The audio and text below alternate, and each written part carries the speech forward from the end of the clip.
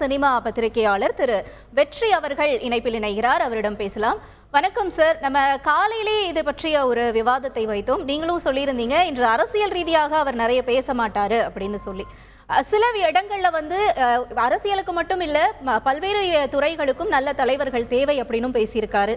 Success is never ending, failure is never final அப்படின்ற ஒரு வார்த்தையும் கொடுத்திருக்காரு. இன்னும் உறுதிமொழிகளையும் ஏற்க வச்சிருக்காரு. இப்ப விஜய் இந்த விழாவில் என்ன விஷயங்களை மாணவர்களுக்கு உணர்த்தணும்னு நினைக்கிறாரு நீங்க சொல்ல விரும்புறீங்க? இல்ல, ஒரு பேசின பேச்சு இது வரைக்கும் பேசினதுல பாத்தீங்கன்னா ஒரு சில விஷயங்கள் ஏத்துக்கலாம், ஒரு சில விஷயங்கள் முரண்பட்ட கருத்தா இருக்குது, இல்ல எனக்கு மாறுபட்ட கருத்துக்களா இருக்கு. அதாவது ஒரு குறிப்பா இன்னைக்கு இருக்கிற சூழல்ல மாணவர்கள் மத்தியில பேச வேண்டியது பாத்தீங்கன்னா இந்த போதை பழக்கத்துக்கு அடிமையாகிறது தான். எனக்கு தெரிஞ்ச வரைக்கும் பள்ளிக்கு செல்லக்கூடிய பல மாணவர்கள் மது பழக்கத்துக்கு ஒரு சிலர், நான் சொல்றது எல்லாரையும் சொல்ல, ஒரு சிலர் அடிமையா இருக்காங்க.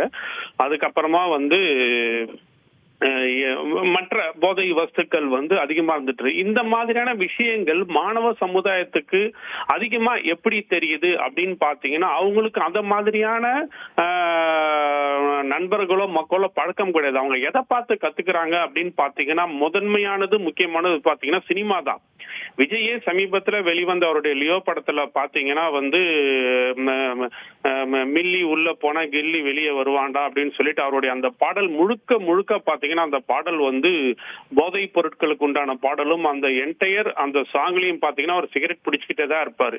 சினிமாவில் ஒரு விதமா நடிச்சுட்டு இன்னைக்கு நேர்ல மாணவர்கள் மத்தியில எல்லாருமே போதையை தவிர்க்கணும் அப்படின்னு சொல்றது மிகப்பெரிய முரண்பாடு. ஏன்னா இப்ப கள்ளக்குறிச்சி கள்ளச்சாராய விவகாரத்துக்கு பிறகு பாத்தீங்கன்னா இந்த போதை பொருட்கள் மது பழக்கம் எல்லாமே சமூகத்துல ஒரு மிகப்பெரிய ஒரு விவாதத்தை ஏற்படுத்தி இருக்கு. இன்றைய சூழல அது பேச வேண்டிய அவசியம் தான். ஆனா இதுக்கு முன்னாடியே சில அரசியல் கட்சி தலைவர்கள் விஜய் கிட்ட நீங்க இந்த மாதிரி நடிக்காதீங்கன்னு சொன்னதுக்கு அவர் எந்த விதமான ஒரு மறுப்பு அவர் சொல்லவே இல்லை. ஒரு சில இடங்கள்ல தவிர்க்கிறேன்னு சொல்லிட்டு கூட அவர் திரும்பவும் அவருடைய படங்கள்ல அதை பயன்படுத்தினார். இன்னைக்கு சின்ன சின்ன பசங்க கூட விஜய்க்கு முன்னாடி இருந்த இன்னொரு நடிகர் அவர் உச்சத்துல இருந்த காலகட்டம் பாத்தீங்கன்னா பல மாணவர்கள் இளைஞர்கள் புகைப்பழக்கத்துக்கு அடிமையானாங்க.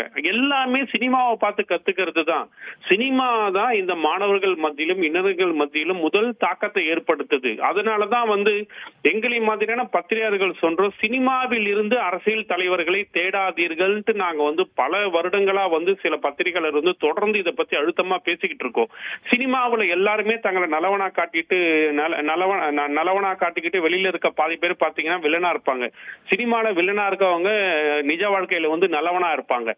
படத்துல காட்டுறது எல்லாமே உண்மை நம்பக்கூடிய ஒரு சமூகமா தான் இன்னைக்கு நம்ம சமூகம் வளர்ந்துட்டு இருக்கு. இதுக்கு ஏன் நான் இந்த சொல்றேன்னா, கடந்த 50 வருட கால தமிழக அரசியல் எடுத்துக்கிட்டீங்கன்னா சினிமாவிலிருந்து வந்தவங்க தான் ஆட்சி பண்ணிக்கிட்டு இருக்காங்க. ஒரு சில வருடங்களா தான் அது இல்லை, கடந்த சில வருடங்களா தான் அது இல்லாம இருக்கு. ஆனா அதுக்கு முன்னாடி எல்லாம் பாத்தீங்கன்னா இந்த சினிமாங்கிற ஒரு விஷயம் நம்ம தமிழக மக்கள் மத்தியில எப்படி ஒரு மாயையை ஏற்படுத்தி வச்சிருக்குங்கிறத நினைக்கும் போது ரொம்பவும் வருத்தமா இருக்கு. இன்னைக்கு மேடையில மாணவர்கள் மத்தியில இவர் இன்னைக்கு பேசுறதுலாம் ஒரு சில விஷயங்கள்லாம் ஓகே, நீங்க எதை பத்தியும் கவலைப்படாம படிங்க, நீங்க வெற்றி தோல்வி எல்லாம் சமமா பார்த்துங்க, வெற்றி உங்களை தேடி வரும், அந்த மாணவர்களுக்கு ஊக்கம் கொடுக்கக்கூடிய சில வார்த்தைகள் எல்லாம் ஓகே தான். பொய்யான பிரச்சாரங்கள் அப்படின்ட்டு சொல்லி பேசுறாரு இவர் பண்றாங்கன்னு சொல்லிட்டு. சரி, இந்த இந்த இந்த இந்த தாவேக்க ஆரம்பிச்சு அவர் இந்த ஒரு வருஷத்துல பாத்தீங்கன்னா இந்த மாதிரி பொய்யான பிரச்சாரங்களை முறியடிக்கக்கூடிய கருத்துக்கள் ஏதாவது சொல்லியிருக்காரா? நீங்க நான் 2026 தான் அரசியலுக்கு வருவேன்னு சொன்னவர், அப்ப ஏன் கள்ளக்குறிச்சியில போயிட்டு பாதிக்கப்பட்ட மக்களை பார்த்துட்டு வர மனிதாபிமான அடிப்படையில் அதெல்லாம் சரி, ஆனால் அரசியல் ரீதியா நீங்க பார்க்கும் போது ஒரு கேள்வி எழுது இல்லையா? அதுல அப்ப நீங்க எல்லாத்துக்குமே எல்லாம் குரல் கொடுக்க வேண்டியது இருக்கு.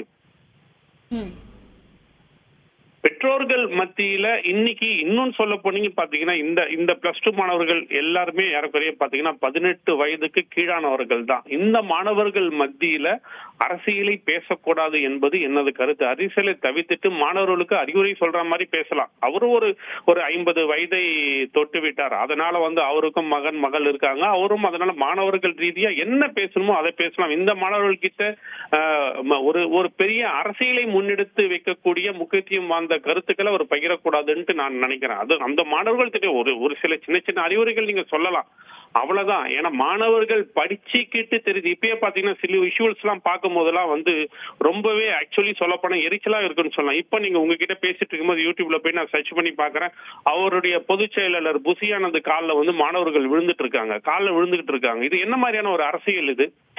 இது மாணவர்களை எதுக்கு நீங்க கால விழ வைக்கிறீங்கிறது இப்பவே அது சமூக வலைத்தளங்கள் அதுக்குள்ளவே ட்விட்டர்ல பாத்தீங்கன்னா எல்லாருமே இதை பத்தி கண்டனம் தெரிவிச்சிட்டு இருக்காங்க.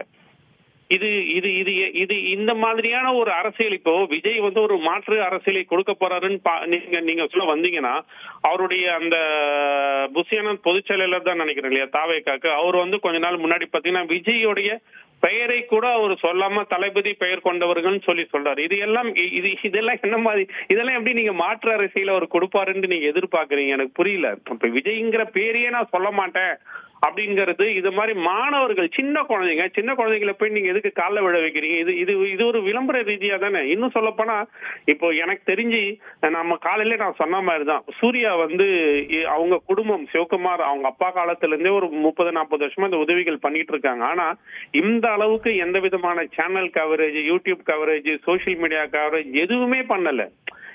அடுத்தவர்களுக்கு உதவி செய்யறது ஓகே, அது ஏன் இந்த அளவுக்கு விளம்பரப்படுத்திக்கிறீங்கிறது நம்ம அரசியல் தான் உங்களுடைய டார்கெட். அப்போ நீங்க நல்ல விஷயம் பண்ணணும்னா இப்போ இன்னொரு ட்விட்டர்லயும் இன்னொரு கண்டென்ட் பார்த்தேன், இந்த விழாவுக்காகவே வந்து பவுன்சர்கள் 50-60 பேர் வந்து நியமிச்சிருக்காங்களாம்.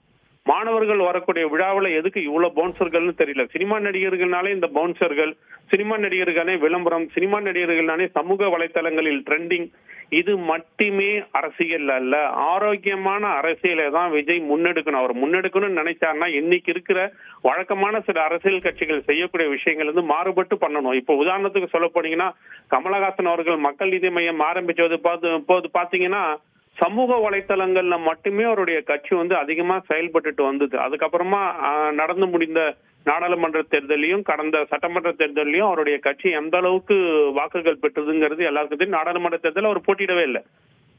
வெறும் சமூக ஊடகங்களில் மட்டுமே ட்ரெண்டிங்கை கொண்டு வந்துட்டு நாங்கள் வந்து மக்கள் மனதில் இடம் பிடித்து விட்டோம் என்பதெல்லாம் தவறான பிரச்சாரம். அவர் சொல்ல வேண்டிய பொய் பிரச்சாரம். அவருடைய கட்சியை சேர்ந்தவர்களே ட்விட்டர்ல அந்த பொய் பிரச்சாரங்களை பண்ணிக்கிட்டு இருக்காங்க. சோ அவரையும் சேர்த்துதான் அவர் வந்து சுய விமர்சனம் பண்ணிக்கணும்னு நான் நினைக்கிறேன். செய்திகளை உடனுக்குடன் தெரிந்து கொள்ள உடனே சப்ஸ்கிரைப் பண்ணுங்க.